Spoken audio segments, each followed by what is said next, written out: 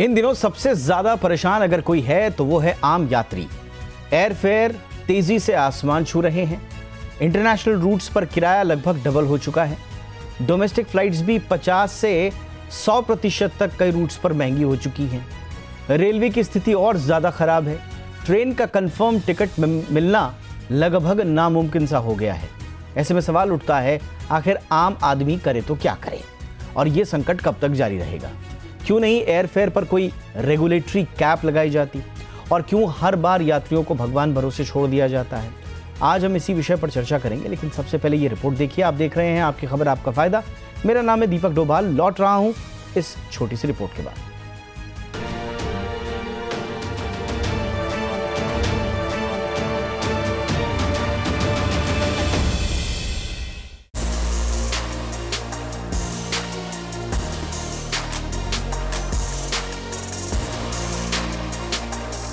गर्मी की छुट्टियों में सफर करना महंगा सौदा साबित हो रहा है, क्योंकि चाहे हवाई यात्रा हो या ट्रेन का सफर, हर तरफ से आम आदमी की जेब पर जबरदस्त चोट पड़ रही है।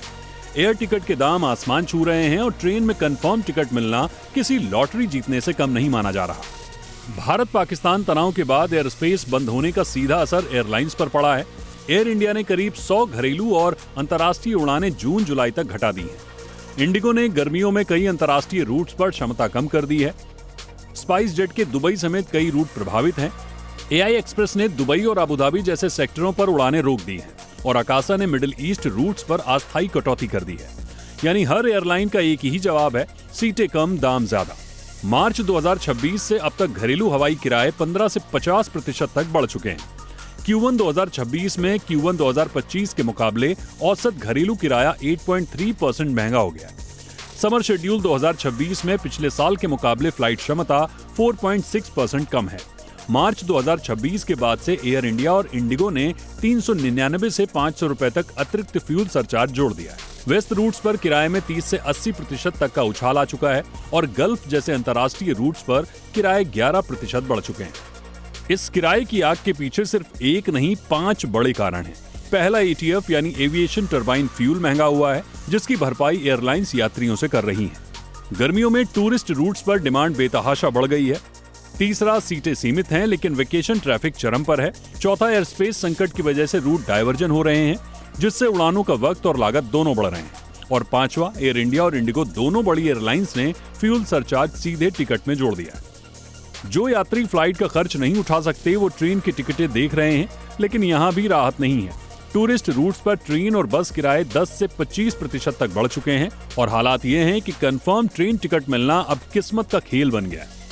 वेटिंग लिस्ट इतनी लंबी है कि हफ्तों पहले बुकिंग करने पर भी सीट मिलने की गारंटी नहीं है।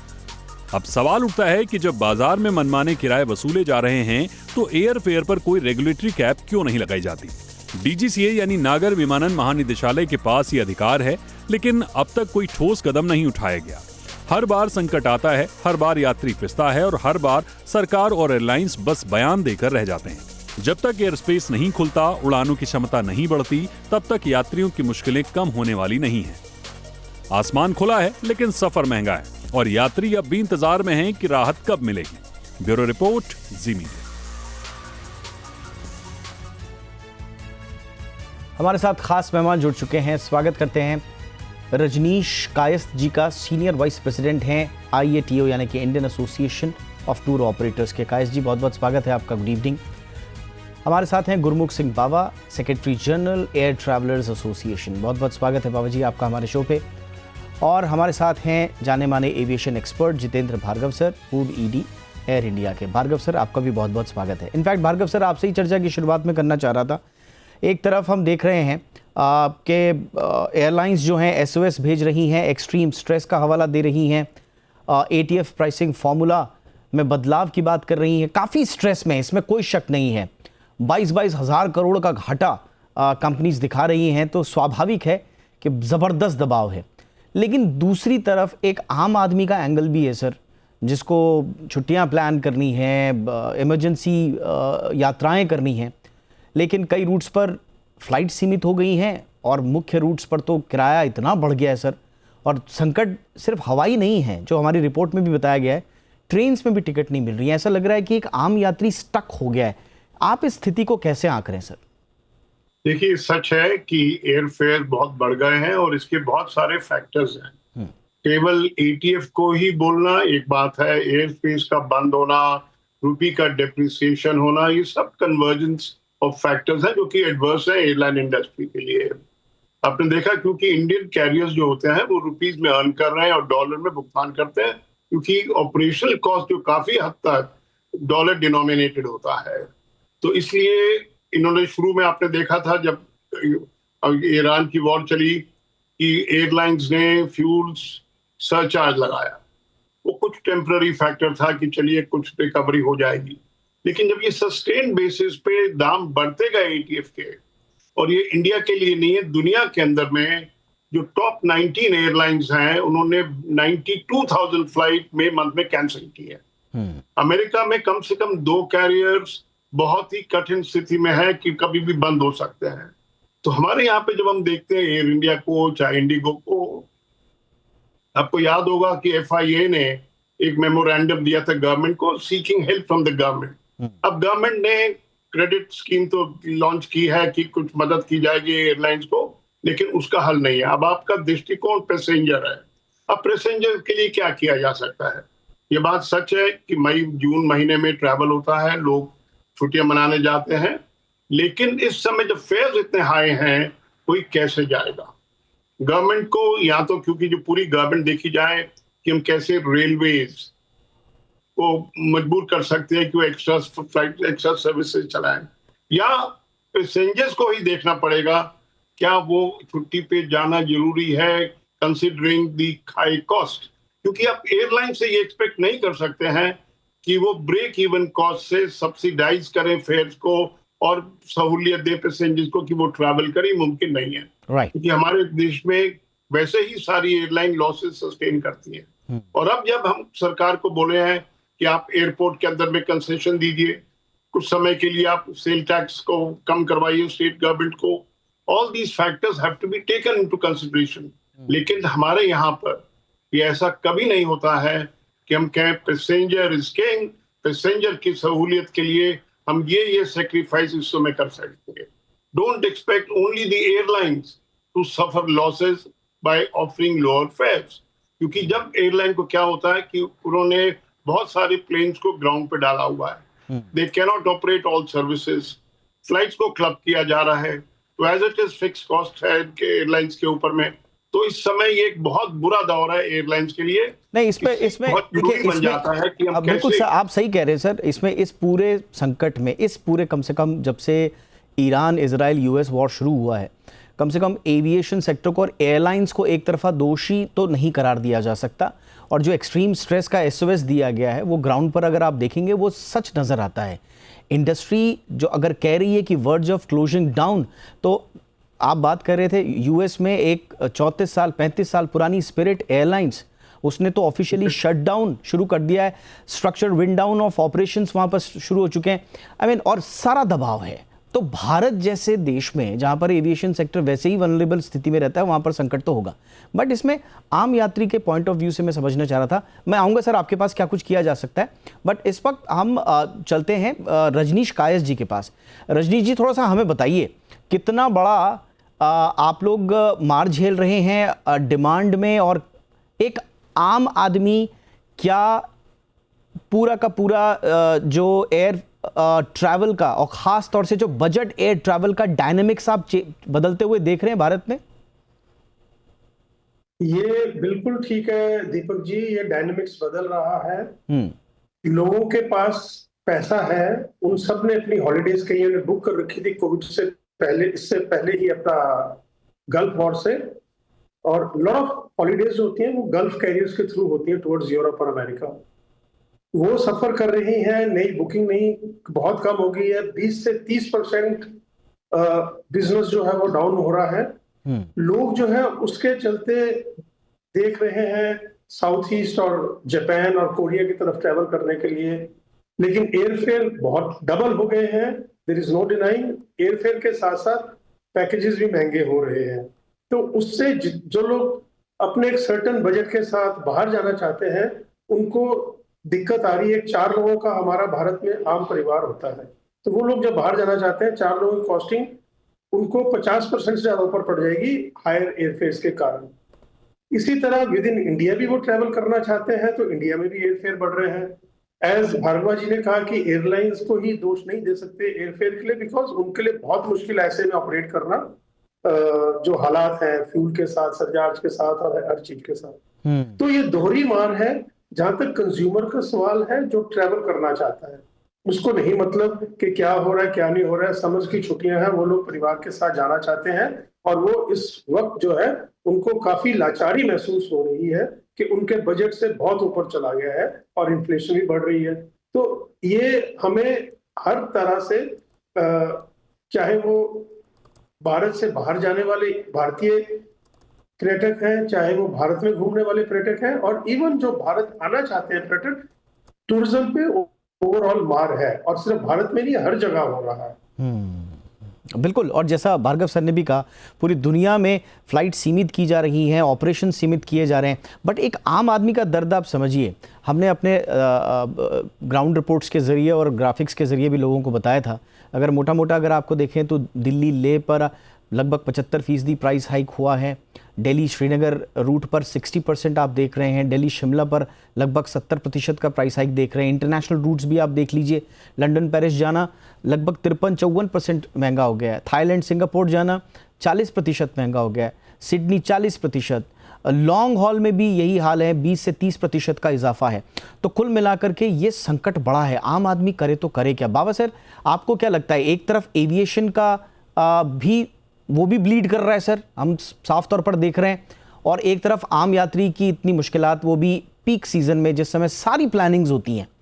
क्या आप अपेक्षा कर रहे हैं एयरलाइन से या फिर गवर्नमेंट से? बाबा सर। दीपक जी, शुक्रिया आपका, बहुत बढ़िया पैनल आपने सेलेक्ट करा है। भारद्वाज साहब तो अवेलेबल रहते ही हैं, आज आपने रजनीश जी को भी जोड़ लिया। बड़ा अच्छा लगा मेरे को ये सुन के कि अब सभी लोग पैसेंजर के बारे में बात कर रहे हैं, और सभी पैसेंजर ने शायद उसकी पेन इतनी ज़्यादा हो गई तो he has one the trust of everybody. होता क्या है, बद से बदनाम बुरा, एयरलाइन इतनी बदनाम हो चुकी, लोग ये सोचते हैं कि शायद वो सिरिंज लेके खून चूसने के लिए ही बैठे हैं। और आपने सही बोला कि when airlines are bleeding and the passengers are being asked to donate the blood, बड़ी एक विडंबना ऐसी हो गई है। और हमें सोचना ये है कि आज का जो हवाई यात्रा है वो शौक से नहीं हो रही है, मजबूरी बन गई है। किसी के घर में मौत है, कोई एम्स में दिखाने के लिए आ रहा है, जा रहा है, किसी का कोई एग्ज़ाम है, लेकिन आज इमरजेंसी की टिकट इतनी ज़्यादा हो गई है कि एक तनख्वाह, एक महीने की तनख्वाह के बराबर एक टिकट है। वेस्ट एशिया के जंग के बारे में आपने बात करी, ठीक है, एयर ट्रैफिक फ्यूल जो है, हवाई ईंधन महंगा हुआ है। एयर इंडिया के 22,000 करोड़ के नुकसान में हम उनके साथ थोड़ी तवज्जो रखते हैं। 20% फ्लाइट्स बंद होनी इसका एक नतीजा है, और पर उसका एंड रिजल्ट क्या है, पैसेंजर पर भारी पड़ रहा है। 25,000 रुपये तक का किराया श्रीनगर का है। पर अब इसके कारण क्या हैं? कारण क्या है, 1994 से डायनेमिक प्राइसिंग जो चल रही है, उस टाइम हमें ये कहा गया था कि इसका फ़ायदा पैसेंजर को होगा, लेकिन जो फैक्ट्स हैं वो इसको एंडोर्स नहीं करते हैं। तो अगर ये सिस्टम फ्लॉप हो गया है डायनेमिक प्राइसिंग का, तो इसको रिवाइव करना चाहिए। और टिकट को कैंसिल करो तो 3,000 रुपये का जुर्माना लगता है या 4,000 रुपये का जुर्माना लगता है। और कभी कभी तो ये लगता है कि airlines earn more from penalties than the seat allocation. Cancellation charges today are higher than the original fare. This is not business. Point noted, sir. Point noted, sir. Of a passenger. Absolutely, sir. बिल्कुल sir, point noted. लेकिन यहाँ पर cancellation and kiosk की बात कर दी। यहाँ पर government क्या कुछ कर सकती है, ये आपने बिल्कुल दर्द रखा सर एक आम मुसाफिर का। बट इसमें डीजीसीए क्या कर सकता है, गवर्नमेंट क्या कर सकती है? देखिए, बाजार में जब कंपटीशन एक तरह से ख़त्म होने लगे या कीमतें आम आदमी की पहुंच से बाहर हो जाएं, तो ये ओवरऑल मार्केट फेलियर कहलाता है। और इस मार्केट फेलियर के कारण क्या हैं वो आपको हमारे तीनों मेहमान बता रहे हैं अच्छे से। बट क्या डीजीसीए को ये सब दिखाई दे रहा है? क्या डीजीसीए के वाकई में हाथ बंधे हुए हैं? क्या ये अंतर्राष्ट्रीय संकट है, सबका संकट है, साझा संकट है, इसलिए दर्द भी साझा ही होगा? क्या इस थ्योरी पर, इस फलसफे पर आम यात्री चले? क्या वो कन्विंस होगा? ये ऐसे सवाल हैं जो आप, बाबा सर ने बिल्कुल सही कहा, आम आदमी पूछ रहा है, जिसके घर में इमरजेंसी हो गई है, उसके लिए लग्जरी नहीं है फ्लाइट की टिकट या ट्रेन की टिकट लेना, उसके लिए इमरजेंसी है, उसके लिए नेसेसिटी है। उस आम आदमी को क्या जवाब दें? ब्रेक के बाद यही सवाल।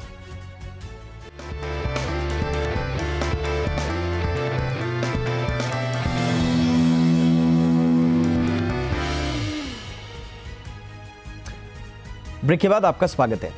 भार्गव सर, अब एक बड़ा सवाल यहां पर यह उठता है कि आम आदमी के पॉइंट ऑफ व्यू से ही मैं बात कर रहा हूं, पश्चिमी एशिया का संकट या युद्ध जैसी परिस्थितियां या इस तरह का कोई भी संकट आए, ये स्थितियां अचानक तो नहीं है। अनफॉर्चुनेटली भारत की एविएशन इंडस्ट्री से ज़्यादा संकट के बारे में कौन जानता है? हम तो हमेशा ही 12 मासा हम संकट में रहते हैं, सदाबहार संकट में ही रहते हैं हम। आज तक सरकार के पास कोई buffer fund, price stabilisation mechanism, कोई फंड अलग से, कोई स्ट्रैटेजी, मतलब आपको नहीं लगता है कि हम जिस संकट से जूझते हैं 12 के 12 महीने, हमारी तैयारी तो सबसे पहले होनी चाहिए थी? तो ये कोई स्ट्रक्चरल प्रॉब्लम है क्या सर, कि हम हर बात को इग्नोर कर देते हैं? नहीं, देखिए, स्ट्रक्चरल प्रॉब्लम नहीं है। आप साल के 12 महीने में से बहुत महीने होते हैं जब एयरलाइंस एडवर्टाइज कर रही होती है अपने लो फेयर्स को, लेकिन हमारी एक धारणा बन गई है कि एयरलाइन इंडस्ट्री के फेयर जब भी बढ़ते हैं काफी हंगामा हो जाता है, काफी डिबेट्स होती है। इस समय की स्थिति यूनिक है। हमने कभी कन्वर्जेंस नहीं देखा है कि रुपी डिप्रिशिएट हो रहा हो, एयर स्पेसेस बंद हो, एटीएफ के प्राइसेस आसमान छू रहे हो और एयरलाइंस मजबूरी में अपनी फ्लाइट्स को क्लब कर रही हैं, प्लेन्स को ग्राउंड पे डाल रही हैं, जिसकी वजह से कैपेसिटी कंस्ट्रेंड हो रहा है। व्हेन कैपेसिटी और डिमांड में मिसमैच हो जाता है तो जो भी बात है, फेयर और भी बढ़ जाते हैं। अब आपने बोला कि सरकार के पास क्या है, पहले तो सरकार का रोल है। देखिए, बहुत सारी स्टेट गवर्नमेंट्स हैं जो कि 25-30% सेल टैक्स लगाती हैं। बहुत समय से डिमांड है कि उनको जीएसटी में लाया जाए, जैसे कि 4-8% टैक्स लगे, नहीं हुआ। गवर्नमेंट को इस समय के अंदर में कम से कम एक्साइज के अंदर में रिलीफ देनी चाहिए। टैक्स देते हैं पैसेंजर के ऊपर में, उसको निकालना चाहिए इस समय में।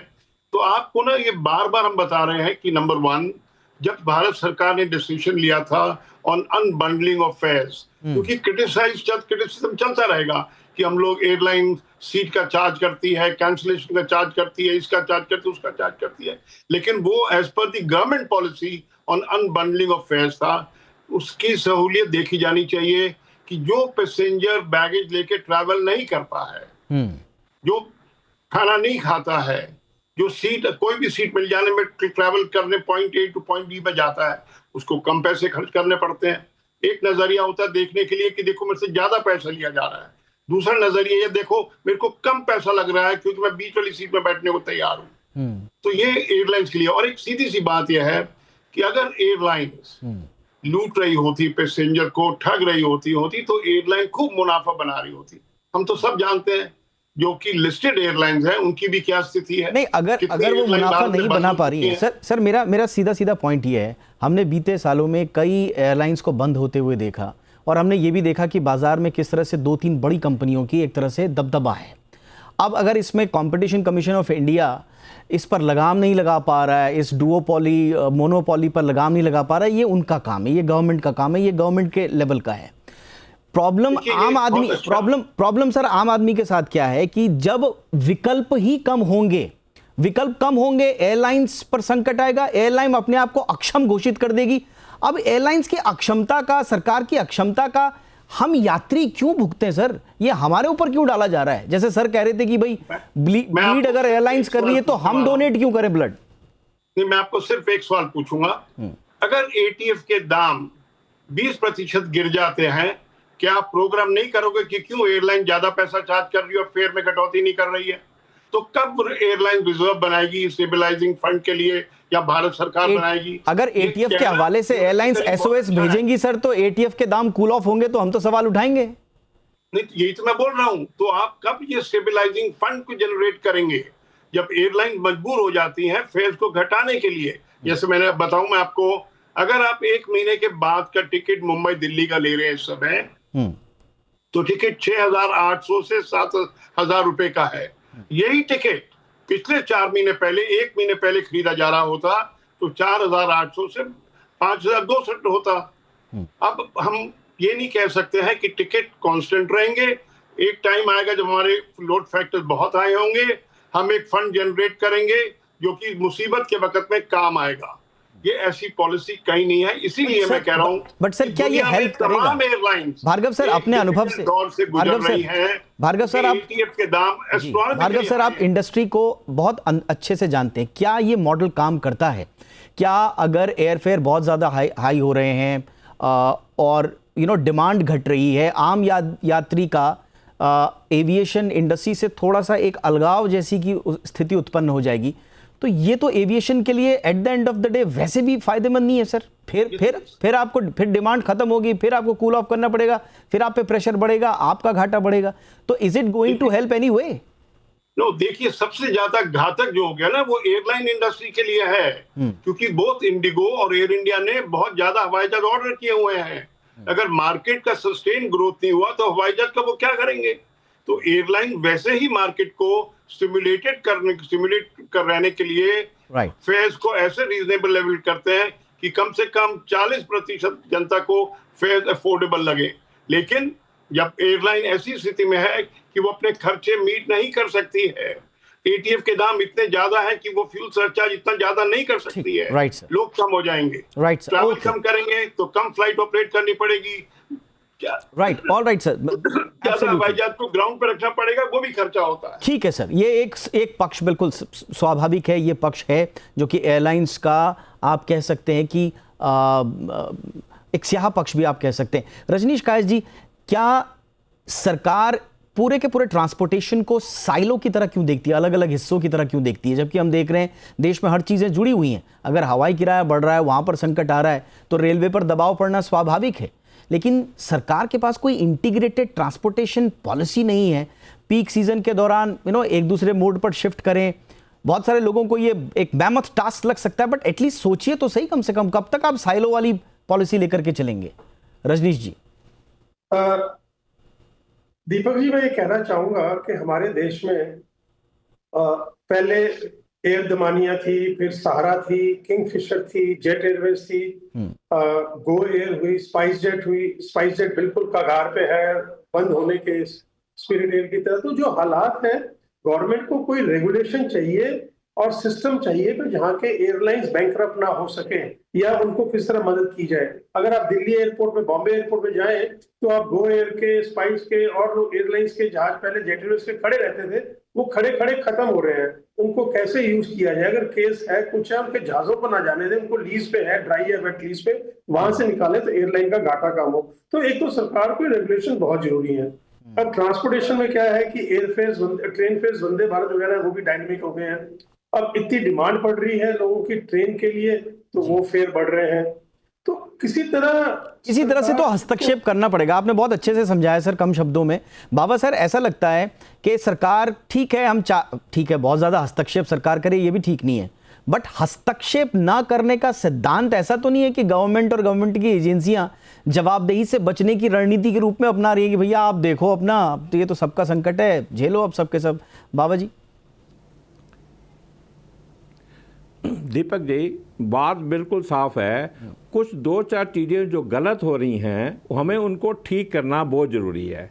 सबसे पहले सही बात बोला कि डायनेमिक प्राइसिंग है वो फेल हो गई है, डायनेमिक पेन बन गई है। उस पर हम क्यों नहीं चर्चा करते, उसको दुरुस्त क्यों नहीं करते? और उसको कौन इतने जो कराए हैं वो बियॉन्ड अफोर्डिंग है। तो डायनेमिक प्राइसिंग हैज फेल्ड। इस पर हमारे को करेक्शन करके कॉस्ट प्लस मॉडल लाना चाहिए और डाटा पब्लिक डोमेन में होना चाहिए।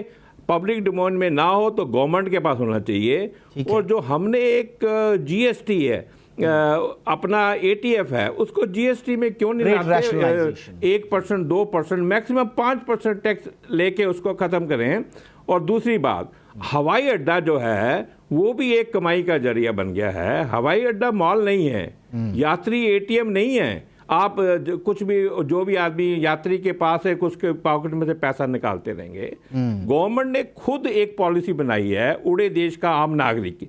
अब अगर सरकार सच में ये अपना वादा पूरा करना चाहती है तो किराया इंसाफ से तय होना चाहिए, ट्रांसपेरेंसी से तय होना चाहिए, मजबूरी से किराया तय नहीं होना चाहिए। ये पेन पॉइंट इतने दुखदाई हैं कि पूरी एविएशन इंडस्ट्री को किल कर रहे हैं। और जो एविएशन जो है ये इंडिया का सर्कुलेटरी सिस्टम है, बिल्कुल, और इसके अगर प्राइस को कॉमन मैन की रीच में नहीं बनाएंगे, और ठीक बोला कि लोगों की क्षमता बढ़ गई है, तो क्षमता बढ़ने का मतलब ये नहीं है कि उनको हम लूट के जरिए एक्सट्रैक्ट करने। तो फेयर्स हाई। और दूसरी बात, जब मैं ये कहता हूं तो मेरा मतलब ये भी नहीं है कि मैं कोई एयरलाइंस के अगेंस्ट हूं। हम चाहते हैं एयरलाइंस प्रॉफिट करे, एविएशन को सस्टेनेबल बनाए और कंट्री आगे विकसित हो। और लेकिन ये कैसे होगा? इतने बड़े संकट में सरकार को 2 मोर्चे पर काम करना है। पहले तो एविएशन को बाहर निकालना है। एसओएस एविएशन भेज रही है, 5000 करोड़ का आपने कुछ दिया, लेकिन वो ऊंट के मुंह में जीरा जैसा है, जो हमारी बातचीत हो रही थी। तो अब गवर्नमेंट और क्या कर सकती है? रुपी डेप्रीसिएशन का भी इसमें एंगल है, सर ने बहुत अच्छे से गिनाए सारे कारण। उसमें गवर्नमेंट को अपना पार्ट प्ले करना है, लेकिन गवर्नमेंट को साथ साथ में इस समय एटीएफ को ना दुधारू गाय की तरह इस्तेमाल कर देना भी छोड़ देना चाहिए। ये जो वैट प्लस एक्साइज का डबल मार झेल रही है एविएशन इंडस्ट्री, इस पर भी ध्यान देना चाहिए, क्योंकि ये अल्टीमेटली तो पैसेंजर पर ही आ रहा है। तो लेट अस सी कि क्या होता है इसमें। संकट बड़ा है, लेकिन समाधान भी निकले, अनप्रेसिडेंटेड निकले, इसी उम्मीद के साथ आप तीनों का शुक्रिया। बाबा जी, थैंक यू सो मच, आपने वक्त निकाला। सॉरी सर, समय कम है, आपके पास नहीं आ पा रहा हूँ। जितेंद्र भार्गव सर, आपने समय निकाला। रजनीश सर, बहुत बहुत शुक्रिया आपका। शो में इतना ही, इजाजत दीजिए, नमस्कार।